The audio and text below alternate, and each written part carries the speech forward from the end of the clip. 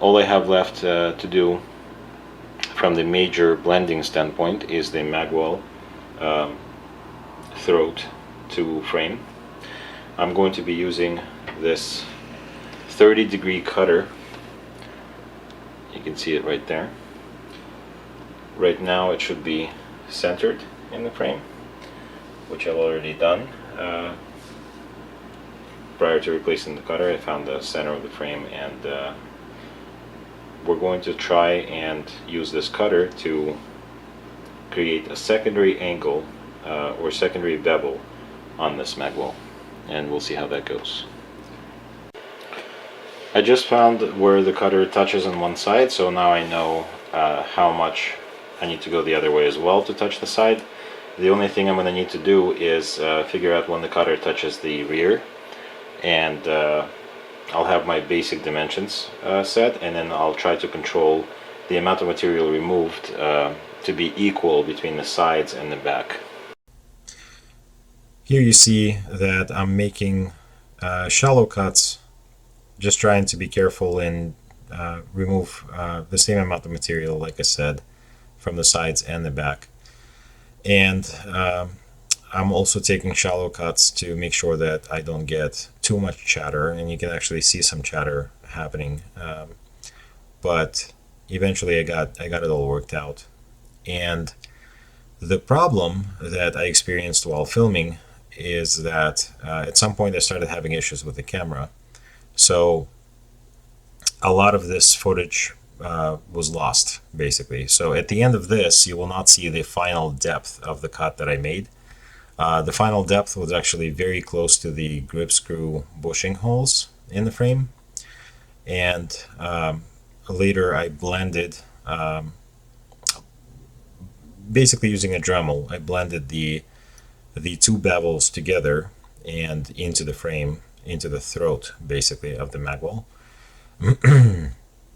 And then sanded by hand. So what I'm going to do, because I lost all that video footage, I was still taking pictures, and I was thinking about just not posting anything since so much of the video footage was lost. And then I decided, why not post just a quick update. So this is a very short video, and I've decided to post this as a quick update, basically showing what the parts look like before they went off to Evolution Armory to be sent or dropped off with IonBond, and to receive that IonBond black diamond finish.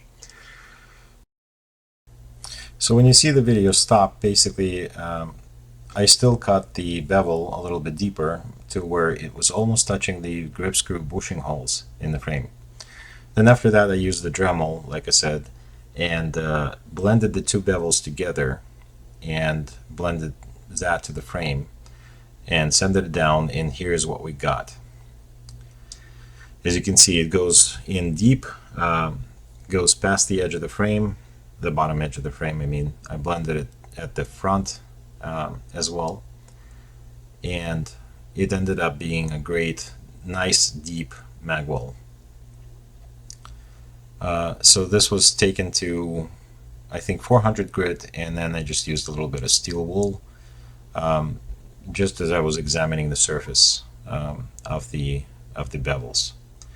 And I'm in love with this Gen 2 Magwell, honestly. So you can see it looks like a very massive Magwell, but it doesn't extend the grip at all, width-wise or length-wise or anything like that, which is just awesome. So that was that. Then I decided to bevel the back of the Magwell, as you can see. Instead of having that kind of rounded round butt, I decided to just bevel it and leave a rim all around the edge, the bottom edge of the Magwell, the same. So here I'm just going to show you the shape from multiple angles, and it actually feels really good for me. I like bobtails, I like these kind of round butt treatments, so it's very comfortable for me. The next step was to media blast the parts. Here you can see the parts media blasted using aluminum oxide sand, 120 grit, and then glass beads, 80 grit. And the parts are starting to look pretty decent. All the surfaces are uniform, and it's a satin finish, not a rough finish.